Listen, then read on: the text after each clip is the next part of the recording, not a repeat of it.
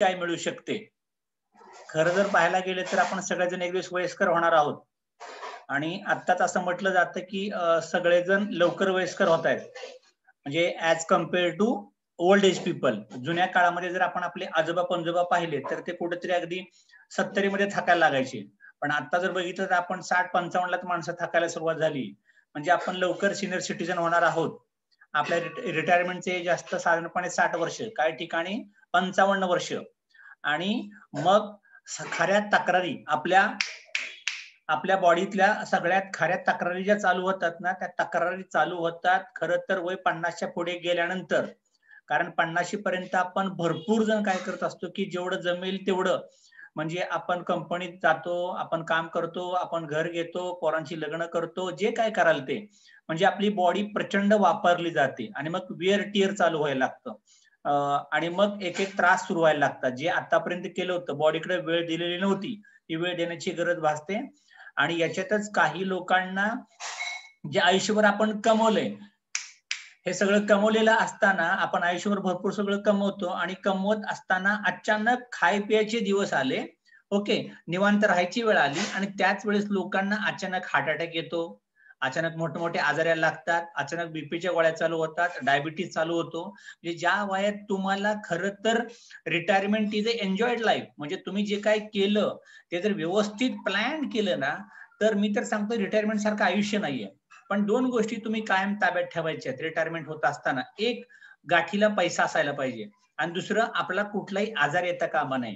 या दोन गोष्टी मी तुम्हाला आजपासून सांगतो की पेन्शन तुम्हाला गव्हर्नमेंटची मिळो अगर ना मिळो, पण जर तुम्ही डीएसएमचे प्रोडक्ट जर खायला सुरुवात केलीच आजपासून आणि फक्त घरातले ब्रँड चेंज करून, तर दोन फायदे मी तुम्हाला आजच सांगतो. एक, मरेपर्यंत दवाखाना बघावा लागणार नाही आणि सगळ्यात महत्वाचं, जे जे तुम्हाला चांगलं वाटायला लागलं हे जर लोकांना फक्त सांगत गेलात, शेअर करत गेलात, तर आपण एक आपल्या सोबत, जसा आपल्या तरुण पण एक मित्रांचा ग्रुप असतो ना, तसा आपण एक सिनियर सिटीजन ग्रुप पण करू शकतो. जो आजारखाती नसेल, जो गॉसिपिंग नाही करणार, जो निगेटिव्ह नाही बोलणार, जो पोराबाळांच्या सुनांच्या कंप्लेंट नाही सांगत बसणार, तर आम्ही कसे सुखी समृद्ध झालो, आम्हाला कसा आजार नाही आला, असे सांगत सगळे म्हातारे फिरले पाहिजेत मस्तपैकी.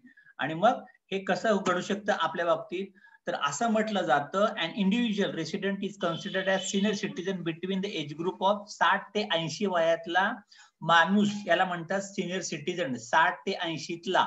Okay, as on the last day, म्हणजे मागच्या फायनान्शियल इयर पर्यंत असं समजलं जायचं. आणि मग आता हे जर असं घडतंय, तर आता 12 जुलै 2020 मध्ये, म्हणजे आता लेटेस्ट 12 जुलै 2020, याच्यात काय झालं बघा. एक रिपोर्ट त्यांनी काय सांगितला, at what age are you considered a senior citizen, the age of senior citizen varies according to the source. म्हणजे प्रत्येक ठिकाणी हे ॲव्हरेज वेगळं काढलंय त्यांनी. मग त्यांनी असं म्हटलं जातं की अकॉर्डिंग टू मेडिकेअर, म्हणजे औषधाच्या भाषेमध्ये सिनियर माणसांना कोण पकडतात, 65 वर्षाच्या वरचा माणूस, त्याला सिनियर सिटीजन पकडला जातो. पण इन जनरल तुम्हाला जर खरं सांगायचं म्हटलं डेमोग्राफिक, तर 55च्या वरचा माणूस सिनियर झाला तो. कारण 55 जोपर्यंत त्याचं होत नाही तोपर्यंत मुलं बाळ लग्न नातवंड त्याला यायला सुरुवात होते. आणि मग असं जर होतंय तर सिनियर सिटीजन वय वर्ष 55ला स्टार्ट झाला. पण आता जर आपण बघितलं तर कधी कधी तरुण अगदी 45 पासूनच थकायला सुरुवात होते. तर तसं न होता 55 वयाचा माणूस म्हणजे सिनियर सिटीजन असं गव्हर्नमेंट सांगते. आणि मग असं जर सुरुवात झालं तर काय होतं बघा, कॉमन कंडिशन्स, वय वाढत गेलं तर पहिल्या अडचणी कुठल्या येतात. एक, ऐकायचं कमी होऊ शकतं, हिअरिंग लॉस. दुसरं, मोतीबिंदू, म्हणजे तुमच्या डोळ्याच्या वरती मोतीबिंदू येऊ शकतो. ग्लुकोमा, काही लोकांना काचबिंदू डेव्हलप होतो. त्याच्यानंतर रिफ्रॅक्टिव्ह एरर्स, म्हणजे आयसाइट किंवा त्याची व्हिजन कमजोर होणं, दृष्टीदोष, म्हणजे ब्लर दिसायला लागणं, रातांधळेपणा, नजर कमी होतं, लवकर चष्मा लागायला सुरुवात होणं, तेवढं अस्पष्ट दिसायला लागणं. ओके, त्याच्यानंतर बॅक आणि नेक पेन, म्हणजे पाठ आणि मान दुखायला सुरुवात होते. बॅक म्हणजे पाठ दुखणं आणि मान दुखत राहणं हे सिनियर सिटीजनचं लक्षण आहे. हळूहळू तिकडे आपण चाललोय, मग ते आपल्याला दुखणी व्हायला नको. ऑस्टिओ आर्थरायटिस, म्हणजे आपली हाडं कमजोर होणं, बोन डेन्सिटी कमजोर व्हायला लागणं, त्याच्यानंतर गुडघे दुखायला लागणं, त्याच्यानंतर आपण बघितलं की कमरेला पट्टा, मानेला पट्टा, हे दुखादुखी चालू व्हायला लागते, आपली हाडं ठिसूळ व्हायला लागतात, कार्टिलेज, स्पॉन्डिलायटिस, ओके, हे सगळे प्रॉब्लेम कशाचे आहेत? आपण सिनियर सिटीजन झालोय त्याच्यानंतर क्रोनिक, याच्यानंतर अजून काय होतं? क्रोनिक ऑब्स्ट्रक्टिव्ह पल्मोनरी डिसीज, म्हणजे काय व्हायला लागतं? तर या लोकांना हार्ट फंक्शनिंग बरोबर होत नाही, मग त्याला बीपीच्या गोळ्या खाव्या लागतील. याच्यानंतर अजून काय व्हायला लागतं की अचानक त्याला बीपी कमी जास्त होतो, एंजिओग्राफी, एंजिओप्लास्टी, बायपास, असं काहीतरी त्याला आजार होतात, रक्तवाहिन्यांचे आजार, ब्लॉकेजेस तयार व्हायला लागतात, किंवा डायबिटीस, साखरेचा आजार त्याला होऊ शकतो. मग आपण बघितलं फास्टिंग शुगर किती पाहिजे, फास्टिंग शुगर पाहिजे त्याची आपल्याला 70 ते 110, पोस्ट पॅन्ड्रियल शुगर किती पाहिजे, 120 ते 150. पण ऍक्च्युली ऍज पर म्हणजे आपण जर सांगितलं मेडिकेअर लँग्वेज मध्ये, तर फास्टिंग शुगर 10 वाढली तरी चालेल, कधी 55-60 झाल्यावर 70 ते 110 120 राहू शकते, काय प्रॉब्लेम नाही. 120 ते 150 पोस्ट पॅन्ड्रियल शुगर 10 आपण वाढलेली तरी चालते, कारण होऊ शकतं तसं, 10 वाढलेली चालू शकते, जास्त नाही चालणार. त्याच्यानंतर डिप्रेशन, आता बऱ्याच वेळा मी पाहिलंय की डिप्रेशन म्हणजे आपण काय मानसिक स्वास्थ्य त्याला बरं वाटत नाही, त्याच्या कंप्लेंटिंग फॅक्टर राहतो, गॉसिपिंग करत राहतो, आणि डिप्रेशन तीच लोक करतात ज्यांच्या हातात काही कामच नाहीये. ओके, निगेटिव्हिटी, थॉट्स, कारण त्याच्या हातात काम नसतं, कारण जॉब तर गेलाय, नोकरी तर गेलीये, आता काय करायचं, भरपूर केलंय, मुलं तर मोठी झाली आहेत.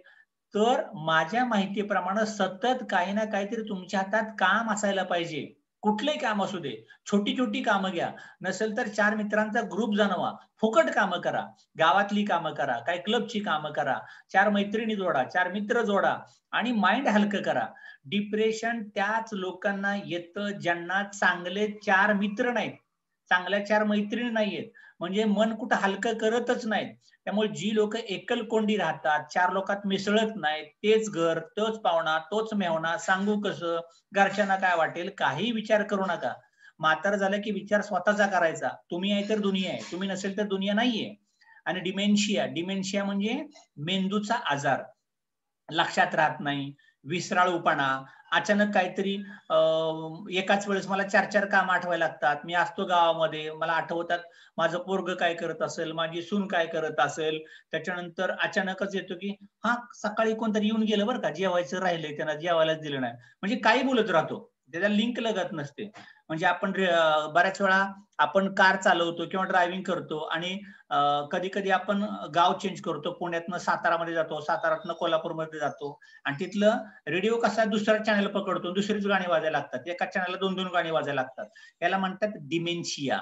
आणि डिमेन्शिया हे 100% बरं होतं बरं का, DXNच्या प्रोडक्टनी यातला कुठलाही आजार असा नाही की जो बरा होत नाही, मी तर म्हणतो आजारच येणार नाही त्यातले काय सुद्धा.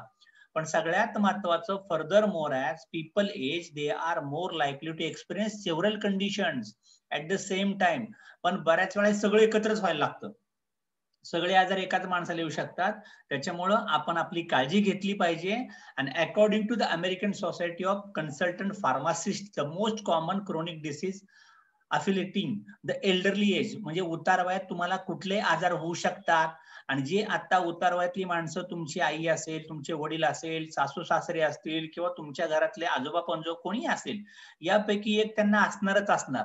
मग ह्याला काय म्हणतात बघा, पहिला आजार कुठला असतो, ऍडल्ट ऑनसेट डायबिटीस, म्हणजे वयोमानापरत्वे येणारा शुगरचा प्रॉब्लेम, डायबिटीसचा प्रॉब्लेम, पॅन्क्रियाज कमजोर व्हायला लागतं, मग त्याला शुगरच्या गोळ्या खाव्या लागतील, इन्सुलिन चालू होऊ शकतं.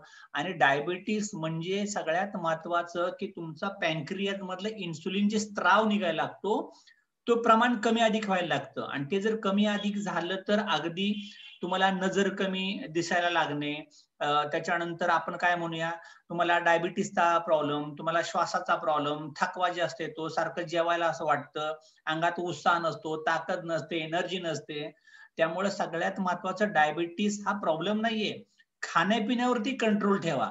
जर तुम्ही वय तुमचं जास्त झालं 60च्या पुढे, तर आहार थोडा कमी केला तरी चालेल, भरपूर जेवत बसायचं नाही, नको नको ते मागत बसायचं नाही, जिभेवरती पण आपल्या कंट्रोल आला पाहिजे. मी तर असे कित्येक लोक बघितलीत, आता वय पण झालंय, डायबिटीस पण चालू आहे, पण साखरेचा चहा प्यायचं काय सोडत नाही, दुधाचा चहा प्यायचं काय सोडत नाही. सगळ्यात महत्वाचं की आपण उतार वयात जर आलो तर आपली पथ्य चालू करा. मला आता हे नको खायचं, हे मला कंट्रोल केलं पाहिजे. आणि सगळ्यात महत्वाचा मनाचा कंट्रोल. डॉक्टरने सांगितल्यावरती कंट्रोल कशाला यायला पाहिजे तुम्हाला? ओके, तुमचं तुम्ही कंट्रोल करू शकत नाही का? डॉक्टरने सांगायच्या अगोदर आपणच पथ्य पाणी पाळायला सुरुवात करा. डायबिटीस वाढूच द्यायचा नाही. त्याच्यानंतर काय होतं, संधिवात हा कॉमन आजार आहे वय वाढल्यानंतर. संधिवात काय येतो, तर वय वाढलं की हाडातलं कॅल्शियम कमी व्हायला लागतं. त्याच्यानंतर कार्टिलेज, म्हणजे आपण म्हणतो ना मणक्यात गॅप पडली, माझा गुडघा दुखायला लागलाय, माझा गुडघा चमकायला लागलाय, तर हा प्रॉब्लेम येत राहतो. हाडं ठिसूळ व्हायला सुरुवात व्हायला लागतं, हाडांची झीज होते. आता हाडांची झीज का होते, मी जे जेवण करतो ते पुरेसं जेवण नसतं, काहीतरी त्यात न्यूट्रियन्स नसतात, पौष्टिक पदार्थ कमी असतात, त्यात कॅल्शियम कमी पडायला लागतं. मग कमी पडलं तर ते हाडातलं कॅल्शियम खातं, आणि हाडातलं कॅल्शियम खाल्लं की पाठ, कंबर, गुडघे घालायला लागतील. याच्यानंतर कुठला आजार येतो, किडनी आणि ब्लॅडर प्रॉब्लेम, म्हणजे लघवीचा प्रॉब्लेम. लघवी आतमध्ये साठून राहणे, लघवी पूर्ण बाहेर न पडणे, लघवी थेंब थेंब होणे, किंवा त्याला किडनी स्टोन, ओके, मूतखडा तयार व्हायला लागतो. मग त्याचा ब्लड युरिया वाढायला लागतो. त्याच्यानंतर मग क्रिएटिन वाढायला लागतं. आता तुम्हाला किडनीचा प्रॉब्लेम आलाय की नाही कसा ओळखायचा, मी तुम्हाला एक नवीन टेक्निक सांगतो. टेक्निक काय माहितीये का, तुम्ही जर भरपूर असं उभं राहिला किंवा बसून असं काम केलं की ज्याचे गुडघ्याच्या खाली पाय सुजतात, गुडघ्याच्या खाली पाय सुजतात. जर गुडघ्याच्या खाली पाय सुजायला लागले तर म्हणायचं किडनीमध्ये काहीतरी कमजोरी आहे. मी किडनी खराब म्हटलेलं नाही, मी किडनी कमजोर म्हणतोय. आता किडनी कमजोर कशामुळे होते, तर किडनी कमजोर व्हायचं कारण माझ्या बॉडीतलं रक्ताभिसरण चांगलं नाही, ब्लड सर्क्युलेशन चांगलं नाहीये. मी स्पायसी, तेलकट वडापाव, मिसळपाव, तर्री काहीतरी खात राहतो. आणि ज्या लोकांच्या गुडघ्याच्या खालच्या भागाला सूज येते, त्यांचे हाताने फक्त ते आपला गुडघ्याच्या खालचा भाग दोन्ही बाजूनी दाबायचा. तो जर दाबला आणि पायाला जर खड्डा राहिला, खड्डा राहिला याचा अर्थ किडनी कमजोर आहे. सावध व्हा, सावधान, अटेन्शन, म्हणजे किडनीचा आजार सुरू होऊ शकतो. ब्लॅडर लघवी थांबून थांबून सारखी यायला लागते.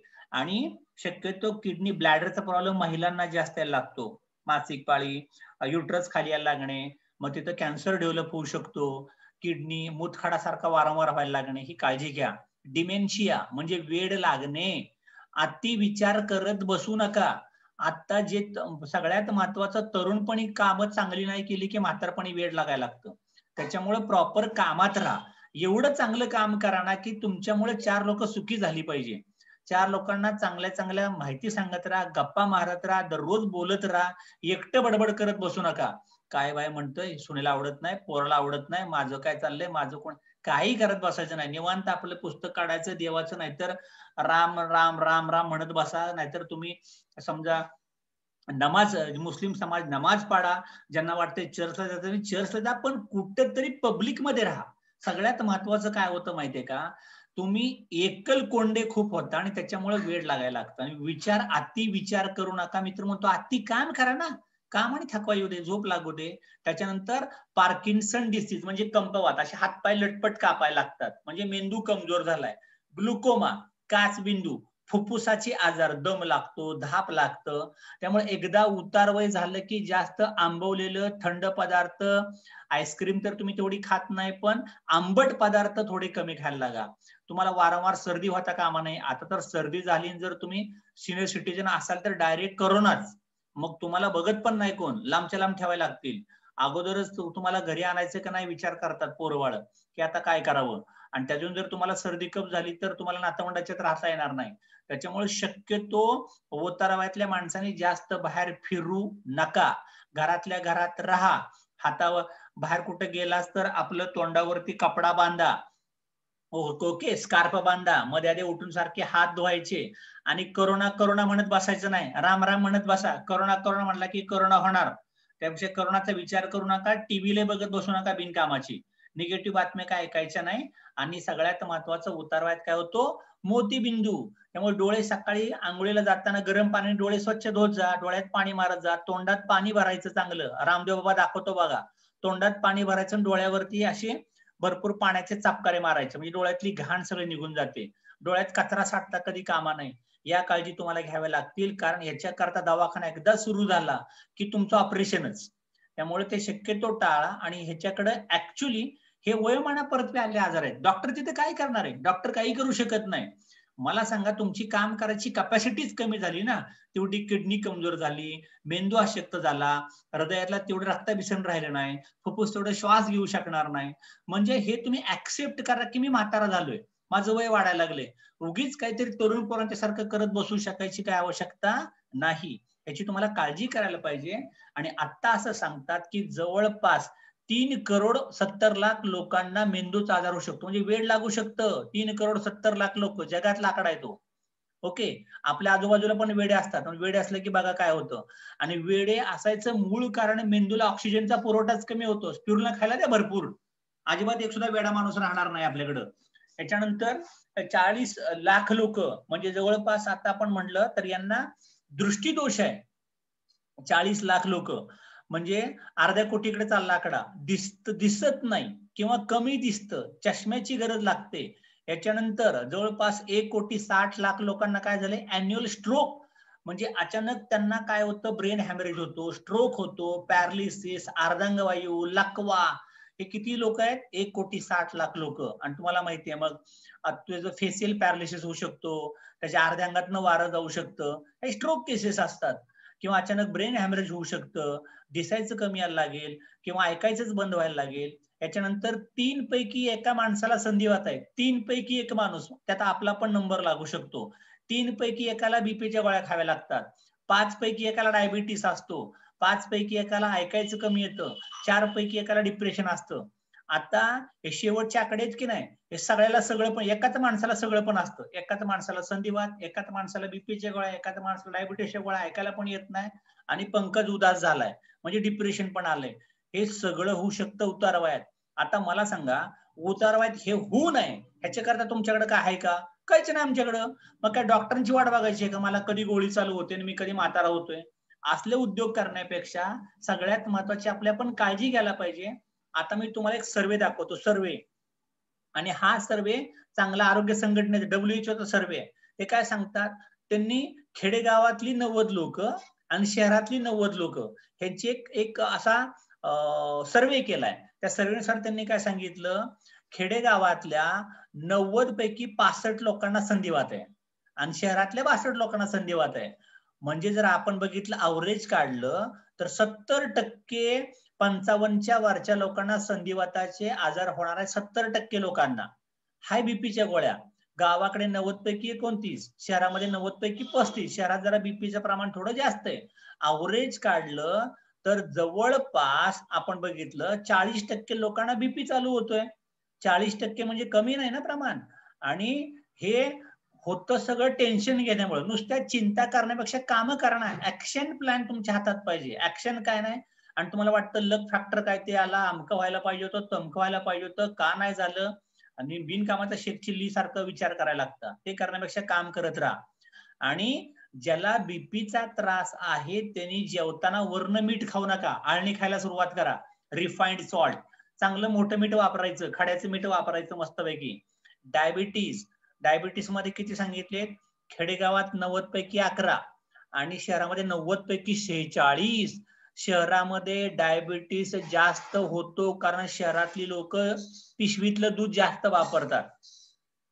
त्याच्यानंतर जर्सी गाईचं पण दूध तुम्हाला पिशवीतनं मिळू शकतं आणि दुधामुळे डायबिटीस होऊ शकतो. झालाय टाईप 1 मिल्क, टाईप 2 मिल्क, म्हणजे जवळपास 31% लोकांना डायबिटीसची सुरुवात झाली.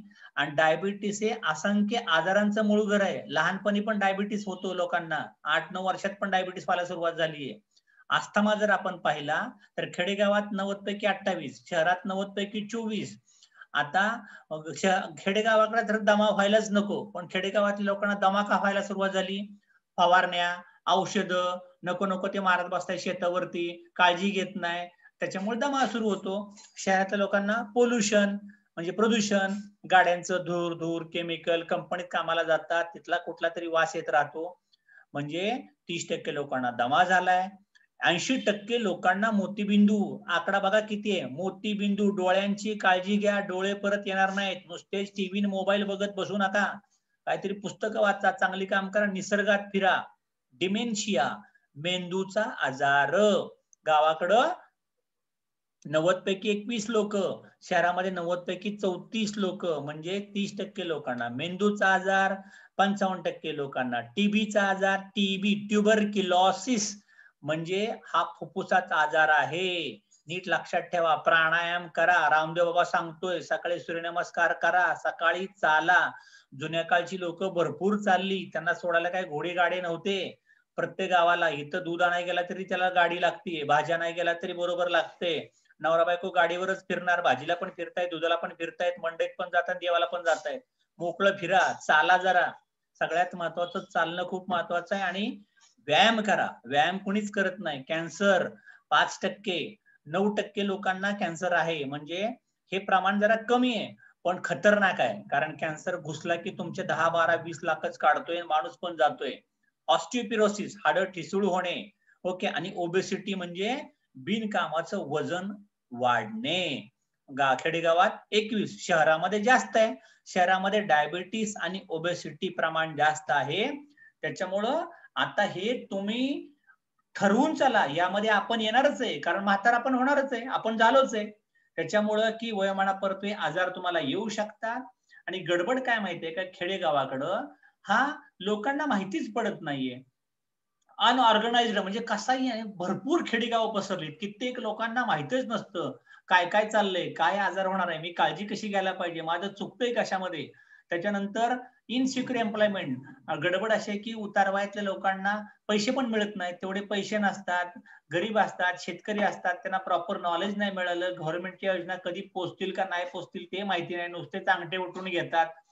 Insufficient income.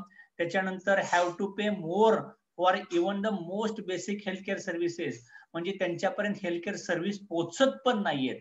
त्याच्यानंतर कदाचित जवळ चांगला मेडिकल नसतो, चांगला डॉक्टर नसतो जवळपास, खिशाला परवडत नाही म्हणून लोक अंगावरती काढत राहतात. हे खेडेगावात असं जास्तीत जास्त वाढत चाललंय. त्याच्यामुळं हेल्थ रिस्क भरपूर आहेत बाबा. आणि ही रिस्क आली तर कित्येक लोक, आता आपण बघितली करोनामध्ये घरातच लोक गेली, सांगायला पण कोण आलं नाही. करोनात लोक वाचली असती, तेवढी भीती घ्यायची गरज नव्हती. पण कधी कधी मला खेडेगावच्या लोकांचं बरं वाटतं की डायरेक्ट सांगतात तरी 4 लोकांना, पण शहरातील लोक सांगतच नाही. आणि घाबरून घाबरून आपण आजार ओढून घेतो अंगावरती. तर बोला, एकमेकांना सांगत राहा. सगळ्यात महत्वाचं, मोर व्हल्नरेबल इन अर्बन एरियाज, ही भीती शहरातल्या लोकांना खूप जास्त आहे. कारण गावातल्या खालचाळीतल्या माणसाला काय झालंय त्याला गावात कळतं. त्या तुला माहितीये का, ते पाटलाच्या माधूला असं झालं होतं, त्या पाटलाच्या माधूला गाव बघायला जातं, पण हिथलं पाटलाचा माधूच कळत नाही कोण आहे तो, कारण बिल्डिंग मध्ये शेजारच्या फ्लॅटमध्ये माहिती होऊन देत नाहीत, आणि नाही माहिती झालं तर करणार काय. आणि त्याच्यामुळे मेजर प्रॉब्लेम्स उतारवयाच्या लोकांना काय सुरू झाले की मुलं बाळ शिकायला फॉरेनला गेलीत, कोणाची अमेरिकेला गेलीत, सांगतच नाहीयेत. त्याच्यानंतर म्हाताऱ्या लोकांना तेवढा रिस्पेक्ट घरात मिळत नाही. आपण थोडा मोठ्यांचा आदर करत नाही, त्यांना इग्नोर करतो, त्यांना टाळतो. खरं तर त्यांना टाळू नका. ओके. कारण त्यांना टाळलं तर तुम्हाला टाळायला वरती देव बसलाय, तुमची कर्म सगळी बघितली जातात, रिडिंग देवाकडे चांगलं आहे. ओके. त्यामुळे सगळ्यात महत्वाचं, म्हाताऱ्या माणसांचे आशीर्वाद घ्या. ज्यांच्यावरती आई वडिलांचा आशीर्वाद आहे ना, त्याला आयुष्यात कधी काही कमी पडणार नाहीये, हे सगळ्यात महत्वाचं लक्षात ठेवा. आणि त्यांच्यापर्यंत मेडिसिन पोहोचवायचं काम करा, त्यांना मिळालं पाहिजे. आणि लॅक ऑफ त्यांना सेक्युरिटी, त्यांना भीती वाटते की नेमकं काय होणार आहे माझं, म्हणजे घाबरत राहतात. त्यांच्या अंगात एक घाबरटपणा यायला लागतो की आता काय खरं नाही राव माझं, आता माझं काय खरं नाही. खरं तर सगळंच आहे, त्यांच्यामुळे सगळं आहे, पण ते भीत राहतात, फिअर फॅक्टर येतो. त्याच्यानंतर का माहितीये का, त्यांच्याकडे इन्कम सोर्स कमी असतो, पेन्शन नसते किंवा पेन्शन पोरांनीच काढून घेतली. आता कालची गोष्ट आहे की मी बघितलं, बँक ऑफ महाराष्ट्रमध्ये एक मावशी आली, त्यात मावशीचं वय असेल 70 वर्ष आणि तिच्या नवऱ्याचं 75 वर्ष. तर 2 दिवसापूर्वी तिची पेन्शनच कुणीतरी काढून नेली. म्हणजे काय झालं, ती म्हटली की करोना झालाय, आता कुठं जाता, बँकेमध्ये नको जायला. आणि बँकेत नको जायला म्हणून 2 महिने ती आलीच नाही.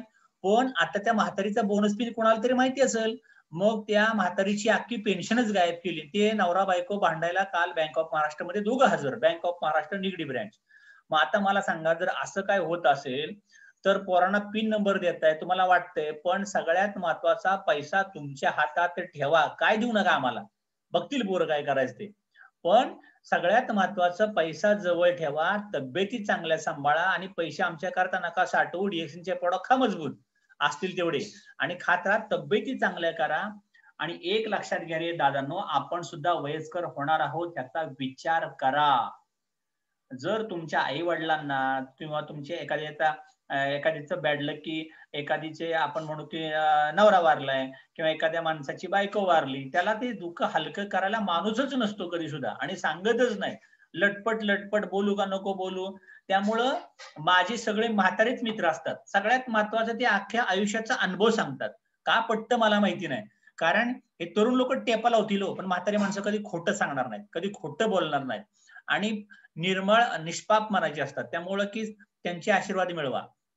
मी तर सांगतो, तुम्हाला नेटवर्क वाढवायचं असेल ना, तर जास्तीत जास्त तुमच्या टीम मध्ये एल्डर पीपल पाहिजे. एल्डर पीपल ते इमानदारी सांगतं, इथं चहा, तिथं कॉफी, तिथं पेस्ट, आणि हे लोक नक्की काम करतात. त्यामुळे 35-40च्या वरचं नेटवर्क जर तुमच्याकडे असेल ना, 35-40 वयाच्या वरची लोक, तर नेटवर्क अजून चांगलं चालायला लागेल.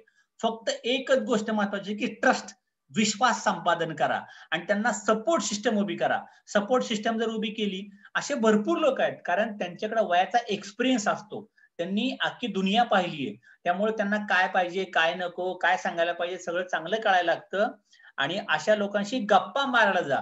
जर तुमचा बिझनेस अजिबात होत नसेल, तुम्हाला फ्रस्ट्रेशन आलंय, डिप्रेशन आलंय, तर त्यांच्याशी 4 गोष्टी गप्पा करून या.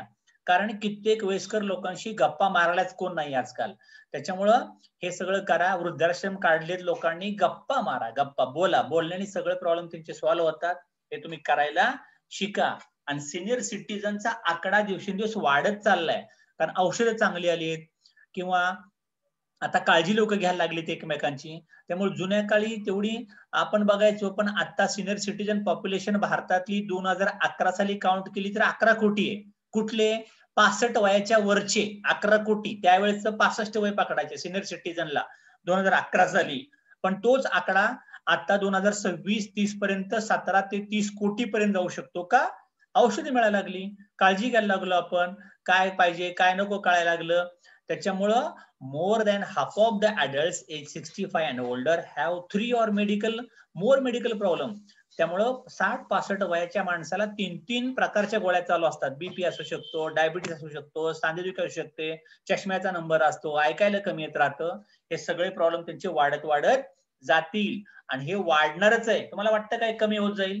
त्यामुळं आता करायचं काय ते आपण बघू. सिनियर सिटीजन आपल्या गावात भरपूर आहेत. ज्येष्ठ नागरिक संघ, वृद्धाश्रम, भजनी मंडळ, तिथं जाऊन चहा पाजून या, तिथं जाऊन माहिती सांगून या. आणि मग त्यांना माहिती सांगत सांगत ऑटोमॅटिक त्यातला, आता जसे आमच्याकडे भास्कर पाटील आहेत, भास्कर पाटील कुठले आहेत? भास्कर पाटील उदगीर. आणि त्यांच्या आईला डॉक्टर म्हणले होते की आता आम्ही काय करू शकत नाही, या म्हातारीला घेऊन जा. ती म्हातारी गावात फिरती आता, आणि तिला बघून मागच्या महिन्यात 30,000 पीवीचा सेल झालाय. जगदीश बिराजदार सर उदगीर कुठे आहे, पुणे कुठे आहे? हा माणूस जाऊन एवढं चांगलं काम करतो. बार्शीमध्ये चांगलं काम चाललंय, केज, कोल्हापूर, बीड, लातूर, मुंबई सगळे चांगले काम करतायत. पण काम चांगले करता कधी लोकांच्या संपर्कात राहा, लोकांना भेटा, फोन करा, अटेंड करा. सर्व्हिस, आपली सर्व्हिसमुळे लोकांची ओळख झाली पाहिजे. हे प्रोव्हाइड काम करा. तुमच्या मदतीला आता सगळ्या ज्येष्ठ नागरिकांच्या मदतीला एक एक प्रोडक्ट सांगतो. पहिले तर चहा प्यायला सुरुवात करा. आणि चहा का प्या माहितीये का? आपल्या चहामध्ये कोण टाकलंय? आयुर्वेदाचा राजा गॅनोडर्मा हा आपल्या चहामध्ये टाकलाय. चहा पिताना गुळाचा चहा प्यायचा. नुसते आपल्यातले सिनियर सिटीजन चहा जरी प्यायला लागले दररोज 1 कप, 2 कप, 3 कप, 1 फुलपात्र, 2 फुलपात्र, 4 फुलपात्र, तांब्या भरून चहा प्या, काय नुकसान नाही. हे जर तुम्ही चहा पित राहिला तर काय फायदा व्हायला लागेल? सगळ्यात महत्वाचा फायदा, तोंडात चहा घेतल्यापासून अगदी पोट साफ होईन, तिकडे टॉयलेट होईपर्यंत सगळा रस्ता टकाटक राहायला लागेल, चकाचक व्हायला लागेल. त्याच्यामुळं सगळ्यात पहिल्यांदा ज्या लोकांचं वय 50च्या पुढे चाललंय, हात जोडून सांगतो, दुधाचे चहा बंद करा.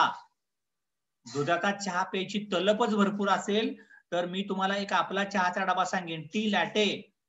डेक्सनचा दुधाचा चहा मिळतो. याच्यामुळे तुम्हाला काही नुकसान होणार नाही, कारण त्याच्यात टाकलाय गॅनोडर्मा. त्याच्यामुळे जिथं गॅनोडर्मा ज्या चहामध्ये आला तिथं काही सुद्धा नुकसान असणार नाही. आता हे नेमकं करतं काय बघा, की जेव्हा तुम्ही दुधाचा चहा पिता, दुधाच्या चहामध्ये जर आपण लिंबू पिळलं तर चहा नासतो किंवा फाटतो, मग तो चिकटा तयार होतो. चिकटा, हा जो चिकटा आहे ना, हा चिकटा अगदी तुम्हाला जीभ, घसा, अन्ननलिका आंबट आंबट करपट तुम्हाला ढेकर यायला लागतात. आणि हा चिकटा कचरा कचरा कचरा जर सारखा सारखा साठत साठत गेला तर तुम्ही दुधाचा चहा पिला की तुमची भूक मंदावते, मग तुम्हाला भूक लागत नाही आणि मग आतड्यामध्ये सगळा चिकटा जर पडला तर चिकटा बाहेर पडत नाही.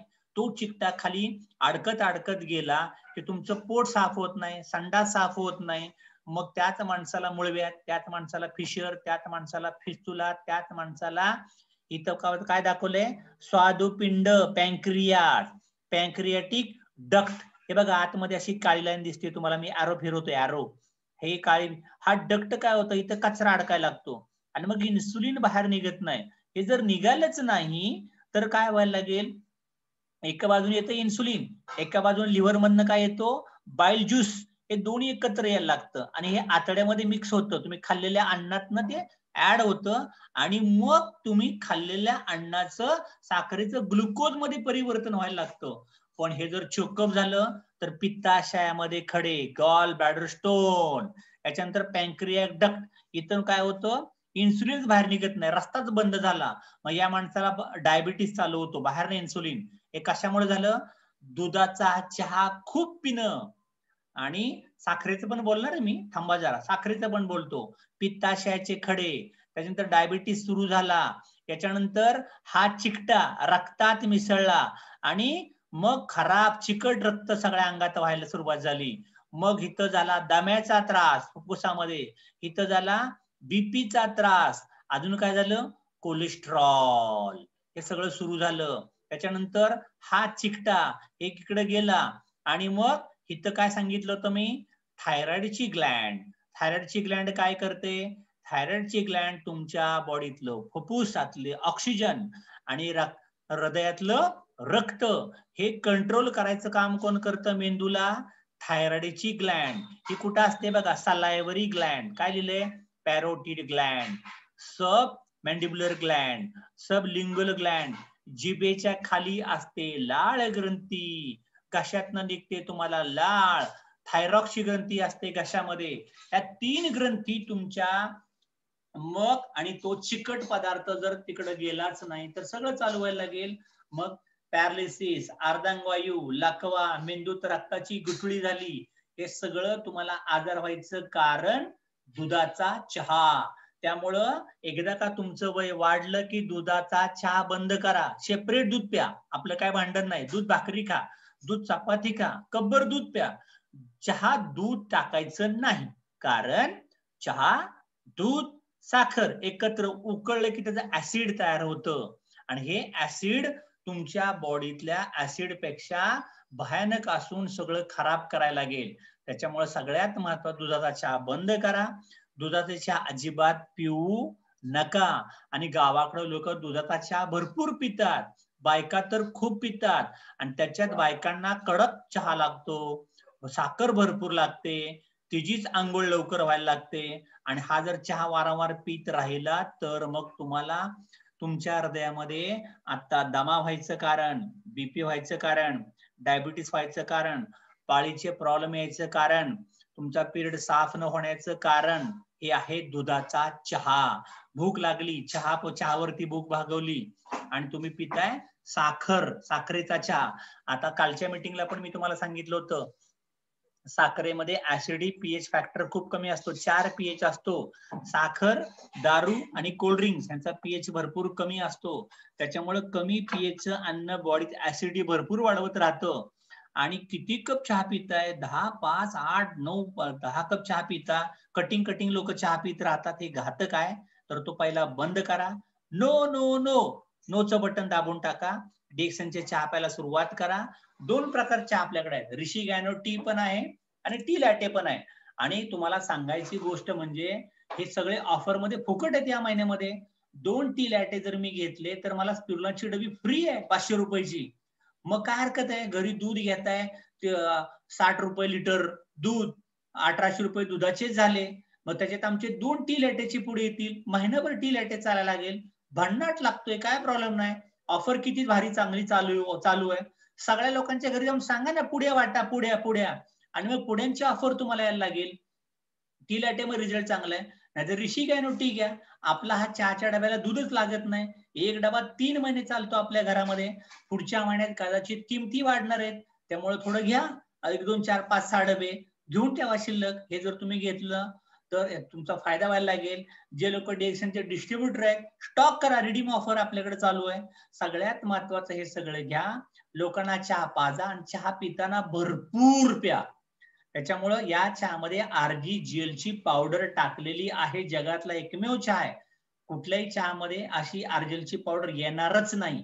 त्याच्यामुळे हे वापरू शकता, तुम्हाला भरपूर फायदा होऊ शकतो. आणि असा नळच लावायचा मस्तपैकी आणि हा चहा पित राहायचं. कसा छान दिसतोय चहा, कायम असा जर भरत राहिला, थर्मास भरून ठेवा, वाटेल तेव्हा चहा पित राहा. मी तर म्हणतो लिटरभर चहा प्या म्हाताऱ्या माणसांनी, काय नुकसान नाही, घरच्यांना ताप देऊ नका, एकदाच करून ठेवा पातेलभर आणि तो चहा पीत बसला तरी तुम्हाला आरोग्य मिळेल. 4 ठिकाणी बोलला तर वेल्थ मिळायला लागेल, हॅपीनेस. मग सांगा ना आपल्या लेकांना सुनेला माहिती सांगा, त्याला चहा द्यायचा आहे, अमक्या महादूला द्यायचा आहे, अमक्या सोनूला द्यायचा आहे, पाटला द्यायचा आहे, पिंकीला द्यायचा आहे, बंटीला द्यायचं, नावं लिहा, नावं लिस्ट काढा पेननी आणि सांगा चहासाठी आपण फोन फिरूया. आणि तुम्ही कस्टमर मिळवून द्या सोनेंना पोरांना, मग म्हणतील सासू आमची चांगले राव, चहाची ऑर्डर दिली, 1000 PV करते, काम चांगलं करते, पोरं चांगले सांभाळते, ऑटोमॅटिक व्हायला लागेल. तब्येती सांभाळा, चहा प्यायला सुरुवात करा. का? आपल्या चहामध्ये काय टाकलंय? गॅनोडर्मा, आयुर्वेदाचा राजा, त्याच्यामुळे तुम्हाला कुठला आजार होणार नाही. नंतर पहिली पेस्ट चालू करा. म्हाताऱ्या माणसांचे दात कमजोर होतात, तोंडात दात राहत नाही, बसवतात कवळी म्हातारपणी. काय लोकांनी कवळी काढून ठेवायची विसरले आणि मग गडबड होती बरं का, काही लोकांना डॉक्टरकडे हलवायला लागतं रात्री. त्यामुळे कवळी वाचवायची गरज जर आणायची नसेल, आपली डिएक्सनची टूथपेस्ट वापरा आणि बोटाने दात घासा, ब्रश वापरायचे नाही. कारण लोक ब्रशचा गोटा विपरीत ब्रश घासत राहतात आणि मस्त बोटाने घासले तर हिरड्यांना पण आपण मसाज करू शकतो, दातांना मसाज करू शकतो, दात मजबूत राहतील. त्यामुळे ज्या लोकांचं वारंवार तोंड येतं, दातांची कीड, हिरड्यांची सूज, तोंडाचा वास, हे सगळं जातं. त्याच्यानंतर टॉन्सिलचा त्रास कमी होतो, थायरॉइडचा त्रास कमी होतो, सर्दी कफाचा त्रास कमी होतो, करोनाचा त्रास कमी व्हायला लागेल. भाजलं, कापलं, खर्चटलं, कायला जेवण, झंडूबाम, आयोडेक्स, बार्नॉल काही घ्यायची घरात गरज नाहीये, एक टूथपेस्ट असेल तर. आणि लहान पोरापासून अगदी तान्या बाळाला जर दात यायच्या अगोदर ही पेस्ट आईने हात स्वच्छ घासा आणि पोरग जागा असताना किंवा झोपताना हिरडीवरती फिरवा, त्याचे दात वेडेवाकडे उगवणारच नाही, दात सरळ उगवायला लागतील.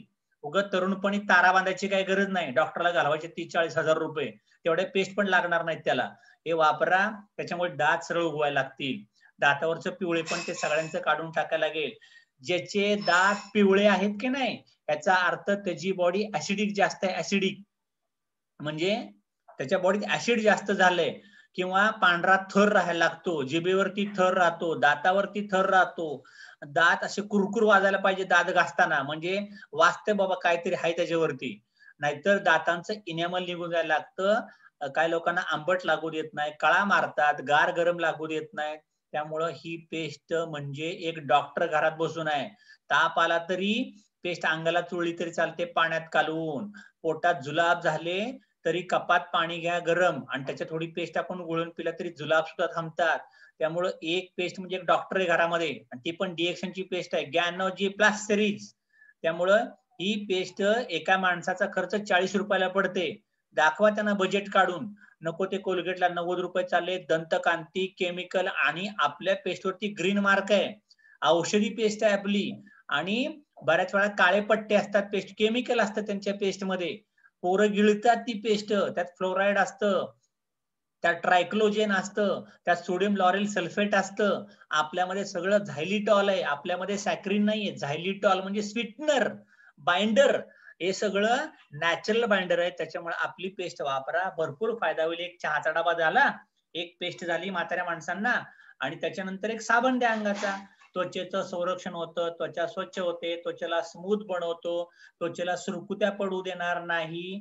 आणि सगळ्यात महत्वाचं, समजा काही लोक वजन कमी करतात, वजन कमी करतात ना, आणि वजन कमी केलं आणि काही लोकांनी आपला साबण लावला तर त्यांना असं वाटतं की माझा चेहरा जरा काळवंडलाय किंवा स्किन टॅन झाली. आता मला सांगा, काही लोकांची स्किन टॅन झाली आपला साबण लावून किंवा काळवंडली, तिथं काहीतरी असं उठायला लागलं वेगळं. हे का उठतं माहितीये का?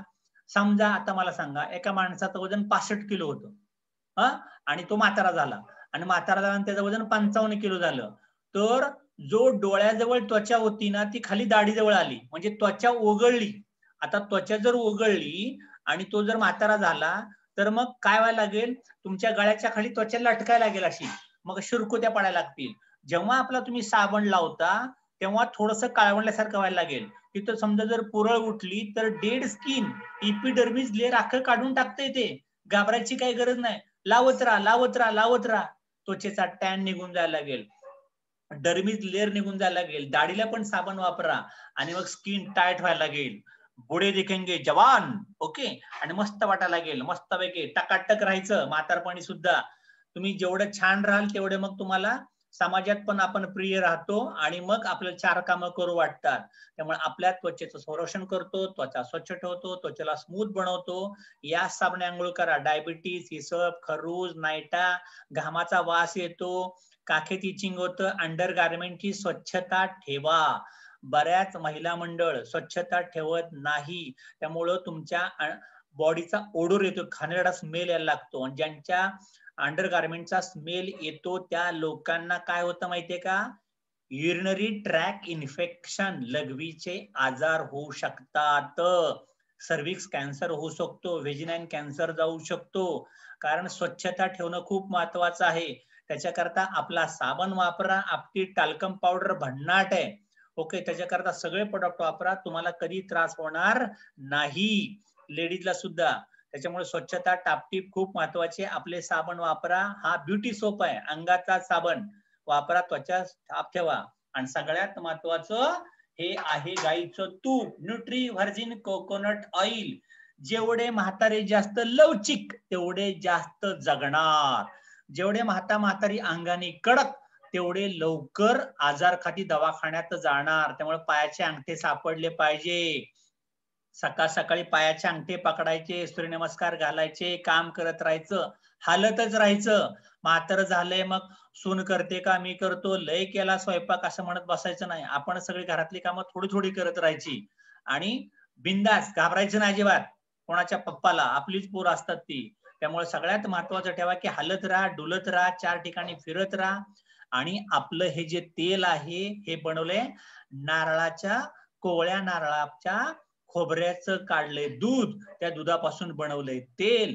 हे तेल रोज, ज्याचं वय 55च्या 50च्या पुढे गेलंय त्याने किमान सकाळी 2 चमचे आणि संध्याकाळी 2 चमचे तेल प्यायलाच पाहिजे.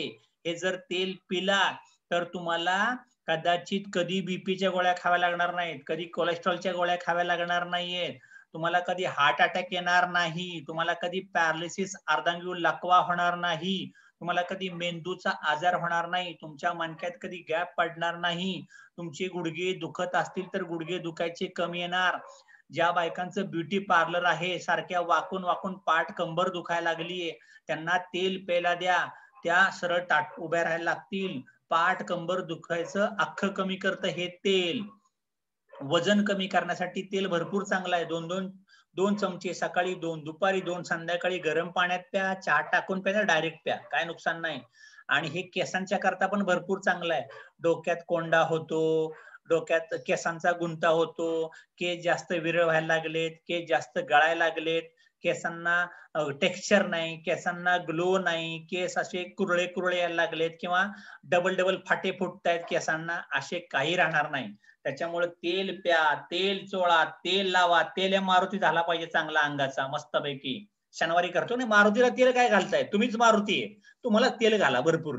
शनिवारी उगं वाट्या वाट्या वतत बसताय देवावरती जाऊन, सगळं गटारात वाहतंय बिनकामाचं. देवाला वा बाबा, श्रद्धा आहे, आपले काय भांडण नाही, पण स्वतःच्या अंगावरती पण तेल होता ना, मसाज करा आठवड्यात एकदा, फुल बॉडी मसाज, कारण आपलीच बॉडी आहे, गावाची नाहीये. आणि मग तेल अंगात चांगलं जिरू दे. गोड तेलासारखं कच्चं तेल वरतून टाकू शकता भाजीला. आणि जे लोकांना मुळव्याध, फिशर, फिस्तुला, संडासमधनं रक्त पडते त्यांना जर तेल प्यायला दिलं तर त्यांना कधी मुळव्याध होणार नाही, संडास सरसरीत साफ व्हायला लागेल, टकाटक ओके राहायला लागेल. त्यामुळे हे तेल प्यायला सुरुवात करा. त्याच्यामुळे सगळं वापरा आणि आपापल्या तब्येती सांभाळा. त्याच्यानंतर काय, स्पिरुलिना. आता एवढी फळं म्हातारपणी मिळणार नाहीत तुम्हाला. किलोभर सफरचंद खायचे, चिकन खायचे, तोंडात दात नाही, दातात अडकायला लागलं, कोबीची भाजी आणा, गाजर आणा, तेवढा वेळ नाही. आपली स्पिरुलिनाची डबी आणायची, पेन्शन मध्ये मिळते की नाही, सकाळी 2 गोळ्या, संध्याकाळी 2 गोळ्या. हे खाल्लं की 4 गोळ्या म्हणजे 27 सफरचंद खाल्ल्यासारखं आहे, पाव किलो वाटाणा खाल्ल्यासारखं आहे, 2 किलो कोबी खाल्ल्यासारखं आहे, चिकन खाल्ल्यासारखं आहे. हे सगळं खा आणि तंदुरुस्त राहा. म्हणजे तुमची हाड दुखणार नाहीत, तुम्हाला चष्मा लागणार नाही, तुम्हाला पार्किन्सन कंपावात लाकवा होणार नाही, तुमचे गुडघे दुखणार नाही, अंगातलं रक्त कमी होणार नाही, किंवा म्हातारपणी वय 55 झालं की बायकांना मेनोपॉज, गर्भाशयाचा कॅन्सर, ब्रेस्ट कॅन्सर असं काहीतरी होतं, असं काही होणार नाही. तुमची हाड कमजोर ठिसूळ काय राहणार नाही. हे सगळं खाप्या वापरा, वजन कमी करा, हे सगळं कमी करतं. तंदुरुस्त राहा. आणि सगळ्यात महत्वाचं, स्पिरुलिनाची माहिती जर आपण नेहमी ऐकतो, अंगातलं रक्त वाढवा. पण मी तुम्हाला आता सांगेन की डिसेंबर महिना चालू आहे ना, स्पिरुलिनाच्या गोळ्या खायच्या ऐवजी स्पिरुलिना सिरल खा. काय फरक पडतो? स्पिरुलिनाचे सिरल खाल्लं म्हणजे स्पिरुलिनाच्या गोळ्या खाल्ल्यासारखंच आहे. आणि स्पिरुलिनाच्या सिरल मध्ये अजून काय टाकलंय, स्पिरुलिनाच्या सिरल मध्ये फायबर टाकलंय, चांगलं पोट साफ व्हायला लागेल, एक टाइमचं जेवण कमी करा, वजन कमी व्हायला लागेल, किंवा ज्याची वजन कमी आहेत, पोट साफ होत नाही, पोट गच्च राहते, तरतरी यायला लागेल, अंगात स्टॅमिना वाढेल.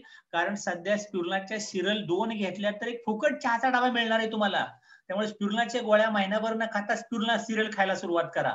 आणि हे ओट्स नाश्त्याला चालतं, हे संध्याकाळी जेवणाला चालतं. आता मला सांगा, संध्याकाळी समजा तुमची सुनबाई आणि हे कामाला आहे, घरी लवकर येत नाही, बरं मला गॅस जवळ कोण जाऊन देत नाही, म्हातारीने थोडं गरम पाणी करायचं, पुडी टाकायची, झाला नाश्ता. तुम्हाला यायचं तेव्हा या, स्वयंपाक करायचा तेव्हा करा, आणि आपलं आपण खाऊन घ्यायचं मस्तपैकी. सकाळी 1 पुडी, संध्याकाळी 1 पुडी, टाकाटक करा. 2 सिरल, 1 चहाचा डबा फुकट आला, चहा पित राहा. ओके. त्यामुळे स्पिरुलिना सिरल 2 वरती 1 चहाचा डबा फुकट आहे. चॉकलेट सिरल मुलांच्याकडे, समजा आईला यायला उशीर होतो, घरात कोण नसतं, मी एकटाच असतो, तर मुलांना सांगा गरम पाणी कर आणि हे टाक, झाला तुझा नाश्ता, झाला तुझं जेवण. किंवा कधी लॉंग टूरला गेलाय, गावाला गेलाय, डबा नेला नाही कंपनीमध्ये, पुडी बरोबर न्या ना, आणि गरम पाणी घ्या मागून कुठल्या ढाब्यावरती, आणि 2 पुड्या टाका, झालं जेवण. काही गरज नाही जेवत बसायची. बाहेरचं खाऊन काहीतरी त्रास होण्यापेक्षा बाहेरची ऑर्डर करा, नाश्ता ऑर्डर केला तरी 60-100 रुपये लागणार आहे, पण 2 पुड्या का बरोबर नेत नाही. गरम पाणी फक्त मागवा, त्याला 10 रुपये देऊन या गरम पाण्याचे, टकाटक ओके. सिरल वापरा. त्याच्यावरती ऑफर चालू आहे, 50 पुढे घ्या, ऑफर चालू आहे. 50 पुढे घेतले तर 25 चहाचे डबे, 50 टी लॅटे घेतले तर 25 स्पिरुलिना फुकट मिळणार आहेत. ऑफर सोडायची कशाला? त्याच्यामुळे नाश्ता पण झाला, ऑफर पण झाली, आणि हे सोने पे सुहागा. हे बघा ऑफर सांगितली मी तुम्हाला आता, 2 टी लॅटे 1 स्पिरुलिना फ्री, 2 सिरल 1 चहा फ्री, 50 पुढे उचला आणि ऑफरचे पैसे काढा ना, किती झाले तुम्हाला. स्पिरुलिना 25 बाटल्या फुकट आल्या, चहा 25 डबे आले, आणि विका लोकांना नाश्ता म्हणून, जेवण म्हणून. भरपूर चालू शकतं. ही ऑफर 31 डिसेंबरला संपणार आहे, शेवटचे 15 दिवस आहे. कुणी पण किती पण घ्या, ही ऑफर परत लागणार नाही. त्याच्यामुळे परत म्हणू नका ऑफर देवकर सर सांगितलीच नाही, ऑफर सांगितली मी. त्यामुळे सगळ्यांच्यापर्यंत ऑफर पोहोचू द्या, आणि हे पॅकेट प्रत्येक सिनियर सिटीजनच्या घरात जाऊ द्या. एक पेस्ट, एक मोठी स्पिरुलिना, एक साबण, ऋषी गॅनोटी किंवा कोकोनट ऑइल, सोबत सिरल जाऊ द्या. हे जर गेलं तर तुमची तब्येत चांगली व्हायला लागेल. या ऑफरचा एक, हे याचा स्लाइडचा एक फोटो घ्या, लोकांच्या पर्यंत द्या. ओके.